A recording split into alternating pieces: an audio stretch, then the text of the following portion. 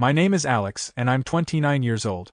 If you saw me today, hair messy, shirt smelling of baby formula, carrying my 6-month-old son on one arm while juggling bills with the other, you'd probably think I was born with this tough skin.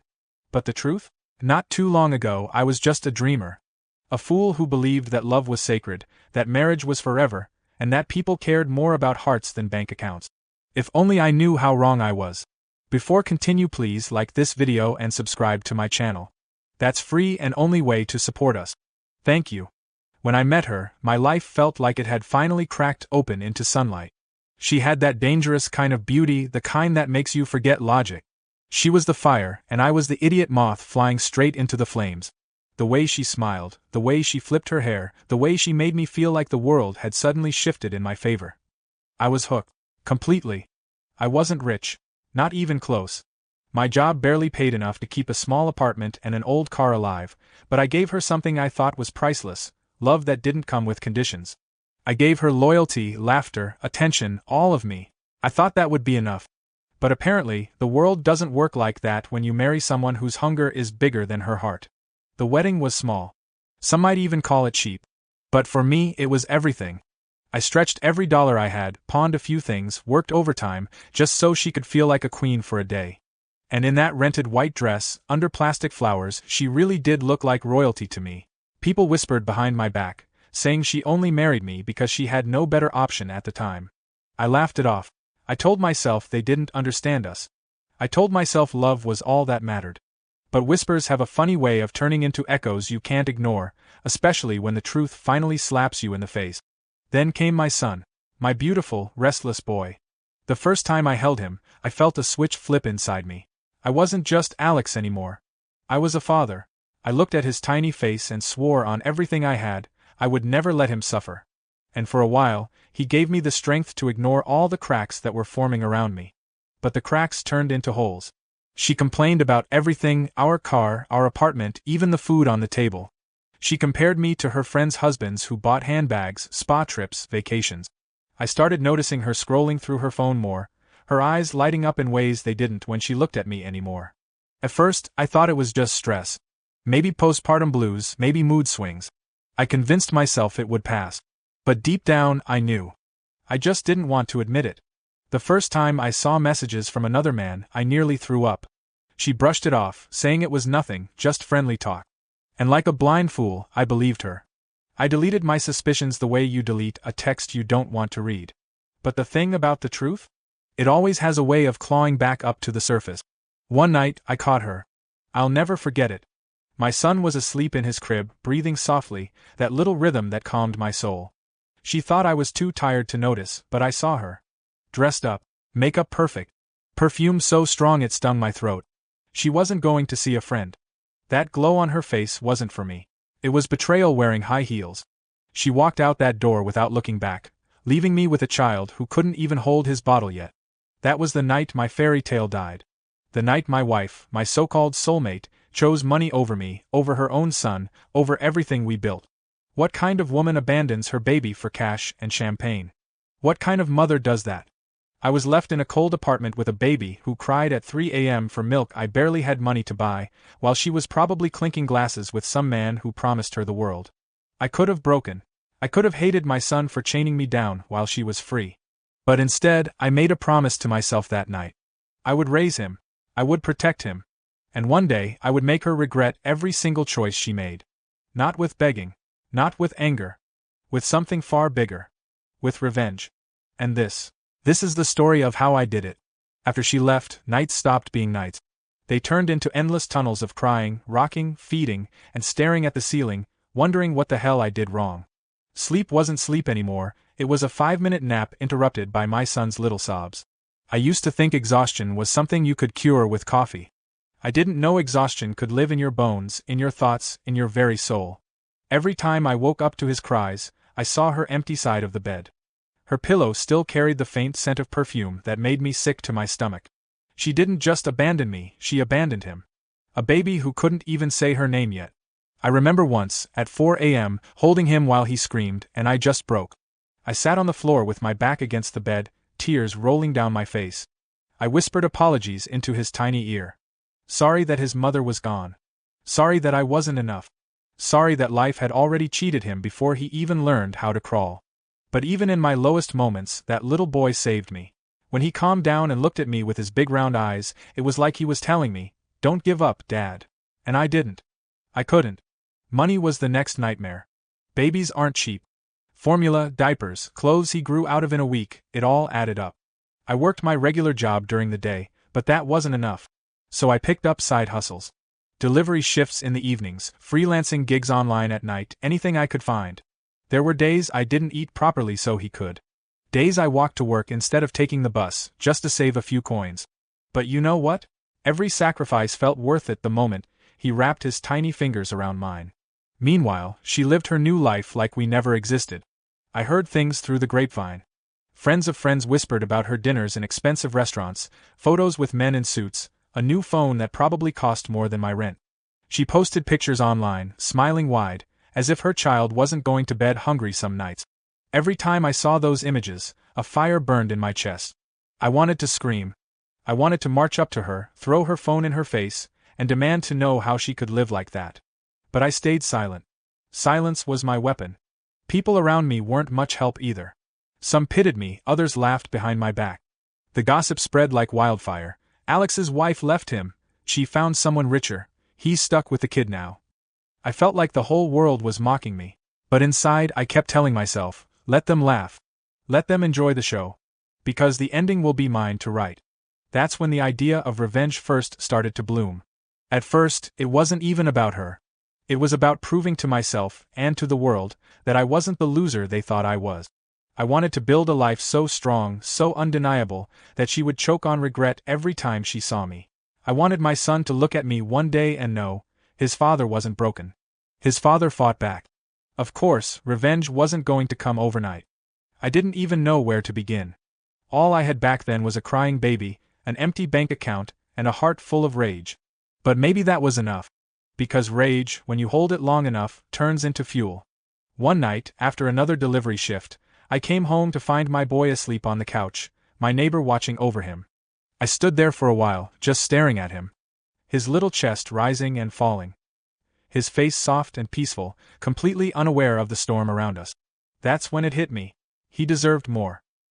He deserved a father who would turn pain into power. And if I couldn't get back at her now, I'd build my way up until I could. So I started planning. Slowly, quietly, like a man sharpening a knife in the dark. She thought she had left me behind in the ashes. She thought I was too weak, too small, too trapped. But she didn't know that the very fire she lit by betraying me was the same fire that would one day burn her world down. And I couldn't wait for that day. The morning after another sleepless night, I looked in the mirror and barely recognized myself. Eye bags for days, beard on strike, a shirt that had seen more formula than fabric softener. I wished I could press a reset button, but life doesn't come with one. Life hands you a mess and a mop and waits to see what you do. So I picked up the mop. I needed a plan that wasn't built on anger alone. Anger is like a cheap energy drink. It makes you feel invincible for a minute, then drops you on the floor. I needed fuel that lasted. So I began with the only thing I could control, my morning. I started waking before my son, stretching in the tiny kitchen while the kettle grumbled. I wrote down small goals on an old receipt pad. Pay 1 bill. Send 2 job pitches. Learn 30 minutes of a new skill. Clean the crib bolts again because they squeaked like they were judging me. I cut expenses to the bone. The TV subscription went first. Snacks went next. I sold an old game console and a wristwatch that had more memories than value. The landlord still looked at me like I was a walking eviction notice, but I learned to smile with steady eyes. I found a formula brand that didn't taste like powdered chalk according to online reviews, and I learned how to stretch a pack of diapers with the grace of a magician. At night, I studied. Not school-type studying. Survival studying. I watched free videos on digital marketing and basic coding. I read guides on how to build simple websites for local businesses. I practiced on a free template until my eyes felt like sandpaper. During breaks, I rocked my son and told him about domain names and page speed as if those were bedtime stories. He stared up at me with serious eyes, as if he understood that his dad was learning to fight a different kind of war. A small victory arrived when a neighborhood bakery took a chance on me. Their site looked like it was built during the dinosaur era. I offered to rebuild it for cheap, plus a box of leftover croissants. The owner laughed, then agreed. I took photos with my old phone, edited them until cinnamon rolls looked like movie stars, wrote descriptions that made butter sound holy, and launched the site at 3 in the morning while my son pawed at my sleeve. The first week, their orders jumped. The owner paid me a bonus and added a tray of eclairs. I ate one over the sink like a criminal, afraid my luck would notice and run away. With that small win, I went hunting for more. A garage needed a booking page. A salon wanted an online appointment calendar. A tutoring center needed a simple landing page with payment link. I charged little, but I delivered like my life depended on it. Because it did. Every invoice meant formula and diapers. Each good review was another brick in a house I was building from ashes. Meanwhile, her world looked shiny from the outside. New photos appeared. New outfits, new restaurants. A new watch flashed on her wrist, and a new hand rested on her shoulder. The man was older, with smooth suits and the kind of smile that hid teeth made for biting. People whispered about his money, his connections, his habit of using people like tissues. I filed all that information away like a careful accountant of pain. Not because I wanted to fight him right away, but because proof ages into power. I started saving every message from her, every time she ignored an update about our son, every time she reacted to a photo with a heart emoji and no offer to help. I kept receipts of late-night pharmacy runs, pediatric appointments, vaccinations, the bottle warmer I bought after the first one died like a soldier. I wasn't collecting souvenirs. I was building a wall. A wall I could stand behind when it was time to fight. An unexpected ally arrived in the shape of my downstairs neighbor, a nurse who worked odd shifts and lived on tea and sarcasm. She offered to watch my son sometimes when I had to meet clients. I paid her in cash when I could and homemade rice bowls when I couldn't. She never asked questions that would make me bleed, but she noticed everything. When I came home one night, she had taped a tiny note to the door that said to remember I was doing a job most people run from, and that I was winning. I stuck that note inside my wallet like a lucky charm. It wasn't glamorous. It was patchwork life. But patchwork holds when the stitches are tight. And mine were getting tighter by the day. I didn't need fireworks yet. I needed traction. Step by step, gig by gig, nap by nap, I crawled out of my hole. The funny thing about slow progress is that it looks like nothing, and then it looks like everything. I woke one morning and realized I wasn't terrified of the rent anymore. I could buy a better stroller without my heart trying to stop me. I even upgraded my phone camera so cake photos stopped looking like crime scenes. Revenge hadn't arrived. But a foundation had. And a good foundation is the quietest threat in the world. The nurse downstairs introduced me to someone at the hospital who wanted a small website for a community fundraiser. A pediatric health drive, local sponsors, donations online. If I could make it look trustworthy, they could raise enough to cover critical medicine for kids in the district. I poured myself into that project like it carried my name, which it did, on the invoice and in my heart. The site went live on a Thursday afternoon, and by Sunday night, the donation bar had crawled past the target and kept going. That fundraiser changed everything. Suddenly, I wasn't the guy who fixed the bakery website. I was the guy who could make money appear from thin air for a good cause. A chain of introductions followed, an accounting firm, a small real estate office, a boutique that sold handmade shawls. I learned payment integration, appointment systems, basic analytics. I bought a second-hand laptop that didn't wheeze every time I opened a browser. I felt my shoulders unclench for the first time in months. But revenge lurked like a patient cat. I still watched her feed online. I noted her new partner's name, his company, the way he liked to post photos from hotel lobbies that all looked the same. Rumor said he had a weakness for short-term deals and long-term debt. Rumor said he enjoyed the chase more than the catch. Rumor said he had accountants who could make a black hole look balanced. Rumor said a lot, and I listened. Then a strange dot connected itself. The accounting firm that had just hired me mentioned they were chasing a late-paying client. A luxury events outfit that owed for months, kept promising, never paying. When they said the name, my chest ticked like a bomb. It was him. The man who wore suits like armor. The man who dined with my wife while I brewed powdered milk at 3 a.m. I kept my face still and took notes like a polite professional. Inside, a storm leaned forward. This wasn't a random overlap. This was an opening. I didn't jump. I read. I learned.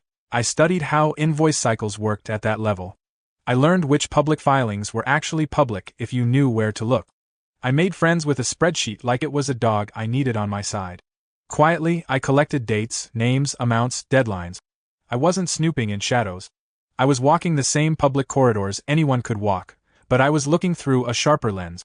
At home, I improved our routines. My son ate better, slept longer, grew heavier in my arms until I felt like a weightlifter. On Sundays, we walked to the park where he tried to eat grass, and I pretended he wasn't faster than me at crawling. I laughed again. Not the laugh that hides a sob. The real thing.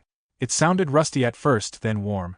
The downstairs nurse, who had become something like family without the drama, told me my eyes looked different. Less red, more steady.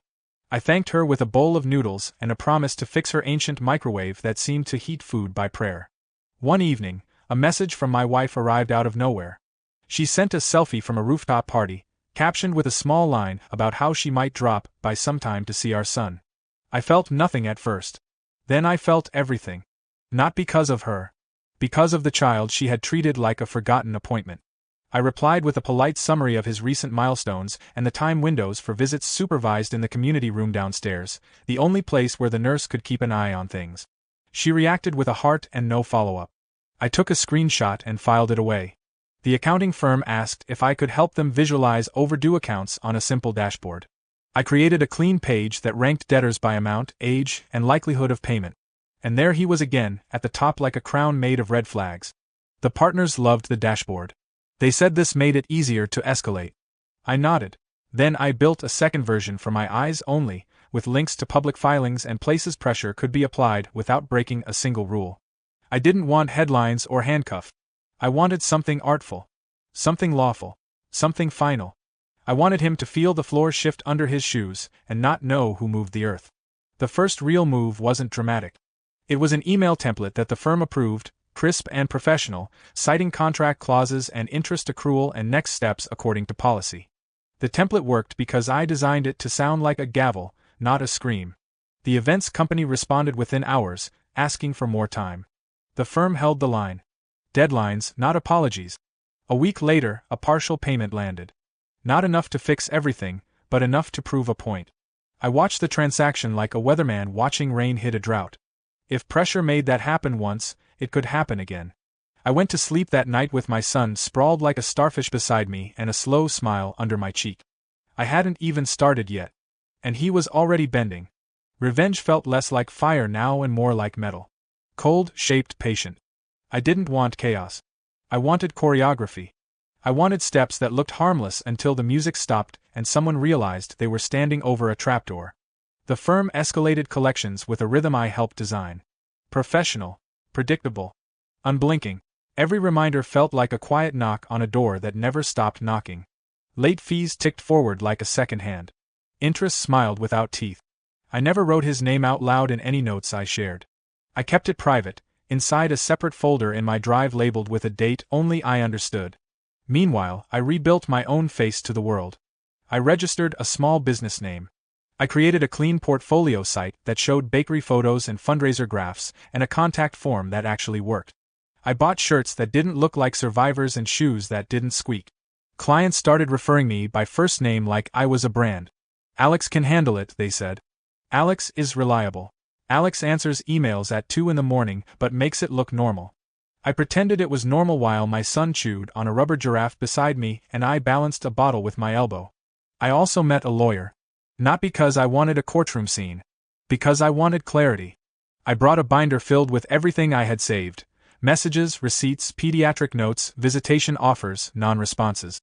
The lawyer paged through it with a slow nod that made my lungs finally inhale. The advice was simple. Keep documenting. Keep offering reasonable terms. Keep the child at the center. Courts appreciate consistency more than speeches. Revenge, I learned, could look a lot like responsibility on paper. Another payment arrived from the events company. Then another. Each time the same dance. Request, reminder, deadline, escalation. Nothing emotional. Just gravity doing what gravity does. Through the grapevine, I heard that the man in the expensive suits didn't like being told what to do. I heard he was snapping at staff, promising to fix it with one big event that would refill the accounts and shut everyone up. I hoped he would try. Nothing exposes a bad roof like a planned storm. My wife floated in and out of my phone like a ghost. She sent a picture of a bracelet once, as if it were news about our child. Another time, she asked about his first tooth, then forgot to reply when I sent details. I kept every exchange. When she finally showed up for a short visit in the community room, She held our son like he was a bag she didn't want to wrinkle. He didn't recognize her scent. He clung to me like a koala and watched her with puzzled eyes. She smiled for a selfie with him and left before he finished a snack. I didn't argue. I didn't beg. I walked upstairs and added a line to my log. The downstairs nurse asked if I was okay. I said yes. She tilted her head the way nurses do when they can tell a patient is lying. So I told the truth. I said I was beyond hurt now. I said I had crossed into a new territory where feelings weren't steering the car anymore. She poured tea, and we sat on the floor while my son conducted serious conversations with his giraffe. She said I was doing a hard thing in a good way. I let those words sit in my chest like warm stones. Then came the invitation that made everything click. A mid-sized logistics firm wanted a rebrand and a new site. They needed it fast, because they had a big event coming up with high-profile sponsors, and they wanted to look credible. The list of sponsors included a familiar events company. His company. The timing made me grin into my coffee. Not because I planned to sabotage anything. That wasn't the game. The game was to build something so clean for the logistics firm that any dirt on the sponsor would show by comparison. I created a site that moved like a quiet machine. I wrote case studies that told the truth without sugar. I built a press page with a feed that updated automatically from public sources. I tuned the mobile version until it loaded faster than a blink. When the logistics firm ran a test press release about safety practices, the feed pulled in 3 industry articles. One of the side links, purely algorithmic, displayed a regional report about overdue vendor payments in event management. A neutral piece, no accusations, just numbers and date. The sponsor column glowed like an arrow for anyone with eyes. I didn't push it. I didn't send hints. I let information do its slow, beautiful work. The event loomed. My son learned to sit without toppling like a tower of jelly. I learned to live with a strange calm that tasted like iron. I wasn't chasing a moment anymore. I was preparing a stage. When the curtain went up, I wanted to be ready with nothing to hide. The last payment deadline landed 2 days before the event. The firm followed the script. Final notice. Policy step. An offer to discuss structured settlement. Silence. Then, very late, a partial payment that didn't meet the agreed threshold. The partners looked at me. I looked at the policy. The policy looked back with a steady stare. The escalation moved forward. I slept well that night. Not because I am cruel. Because order is the gentlest kind of justice. The event opened in a repurposed warehouse with perfect lighting and a floor smooth enough to eat off. People wore lanyards like medals. Screens looped highlight reels. The logistics firm looked polished, and I stood at the back with a pass in my pocket and a stroller beside me, because childcare falls apart when you need it most, and my son preferred real-world networking anyway. He cooed at badges like a CEO. The sponsor board stood near the entrance, a neat grid of logos. The events company glowed in the top right corner like a crown jewel. I kept my face friendly and my heartbeat quiet. I wasn't here to grandstand. I was here to let momentum trip over its own shoelaces. The keynote played. The logistics firm talked about safety, transparency, on-time delivery, how to build trust in a world where trust leaks faster than gas. My site breathed beneath their words, pushing updates to the press page as the speech rolled. A journalist tapped the link on the screen and found everything they needed, arranged like a courtesy. The feed populated with a new article about vendor disputes in the event's space. Neutral tone. Verified sources. Names, including the sponsor, listed within a chart. No drama. Just data. The room felt a shift, the way a room feels a sudden temperature change. People didn't gasp. They didn't shout. They did something more dangerous. They started asking calm questions. A sponsor rep shuffled in place while a mid-level manager from a transport company raised a concern about payment timelines. Someone else mentioned a pending legal notice already filed by a firm that sounded suspiciously like the one I worked with. Heads turned toward the sponsor representative, smooth suit and polished smile slightly off-center now, like a painting hung a little crooked. I didn't speak. I rocked the stroller with my foot and watched my son discover his own toes. The sponsor rep promised clarifications and referred to a finance team that was apparently stuck in traffic. The logistics firm COO, a woman with the posture of a mountain, thanked the rep and reiterated the company's policy of partner accountability. The press page refreshed on the big screen behind her, quietly, automatically, showing a freshly filed public document from an accounting board about overdue settlements industry-wide. No names in the headline. Names in the table. The sponsor sat at the top row like a lighthouse that forgot its job. My phone buzzed. The accounting firm sent a short update. Another partial payment.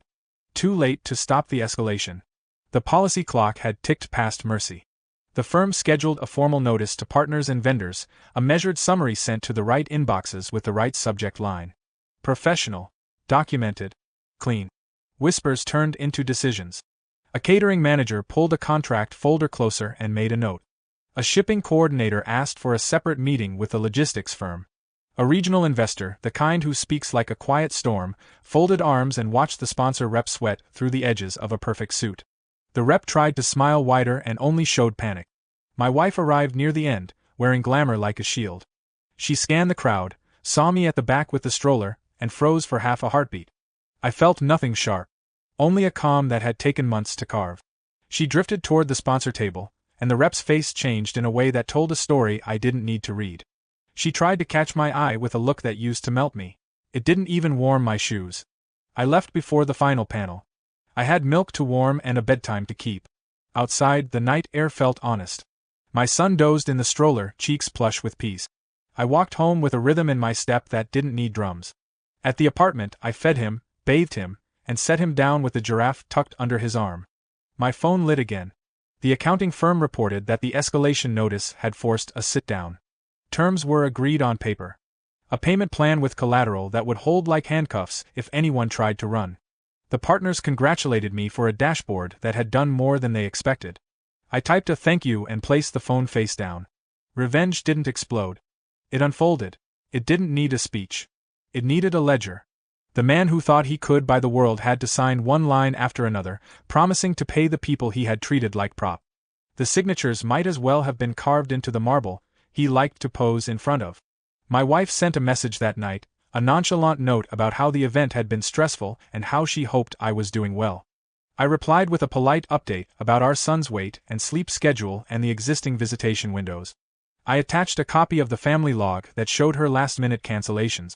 I added a calm sentence about discussing formal custody terms if she wanted something different. She reacted with a single emoji that meant nothing. I turned off the screen. I didn't dance. I didn't cheer. I washed bottles under warm water and thought about how justice can be boring and beautiful at the same time. The downstairs nurse texted a single line about seeing the sponsor rep's face during the Q&A and nearly choking on a samosa. I laughed alone in the kitchen until my stomach hurt. Then I cleaned the counter, set the diaper bag for morning, and stood by the window. The city hummed. My chest felt light for the first time in a long time. The lights were on. And everyone could finally see. The morning after the event, whispers turned into wildfire. Industry blogs picked up the payment dispute. Vendors compared notes like survivors in a support group. The man in the sharp suits wasn't the invincible king anymore. He was the clown who forgot to pay his circus. I didn't have to lift a finger. The cracks spread on their own. Invitations to sponsor dried up. Contracts paused. Some even cancelled. His name went from currency to caution. The more he pushed to fix his image, the more desperate he looked. Money moves fast, but reputation moves faster, and his was falling faster than I ever imagined. Meanwhile, I was moving up. The fundraiser success had opened doors, and now the logistics event had slammed them open. Referrals poured in. Small firms, mid-size companies, even a regional NGO wanted my help. I started charging rates that didn't make me feel like a thief stealing from myself. For the first time in forever, my account balance didn't look like a hospital patient on life support. I used the money wisely. A better stroller, a crib upgrade, decent shoes for me, organic snacks for my son, and one reckless splurge, a second-hand espresso machine that hissed like a dragon but kept me awake through coding night. But she was cracking too. Her posts grew fewer. The glamorous dinners turned into filtered coffee shots at home. The man's smile appeared less and less beside her. Rumor said he was liquidating asset. Rumor said he was selling his car fleet. Rumor said he was snapping at everyone, including her. I didn't celebrate. I documented. Then she came knocking. Not literally. She texted, asking if she could come back for a while, just until things settled. My fingers hovered over the keyboard. I thought about the nights I sat rocking our son while she sipped wine with another man. I thought about the smell of her perfume fading from her pillow while I tried to stretch a tin of formula. I thought about my son's blank look when she visited, as if she were a stranger with his eyes. I typed 2 sentences. I said the supervised visitation arrangement was still in place. and if she wanted something else, she could bring a lawyer. Her reply was instant: anger, denial, half-threats wrapped in guilt. I screenshotted every line. Then I tucked my boy in and slept like a man who finally had gravity on his side. The man in suits finally made his big move. He announced a massive event, his comeback. A luxury showcase sponsors the works. He marketed it like it would erase history. Everyone in the industry was buzzing. Everyone but the vendors still waiting for payment. The accounting firm where I freelanced prepared to file a coordinated legal action if the event went through without settling debt. They asked me to design a press-friendly report that laid out the numbers in clear, calm language. I did.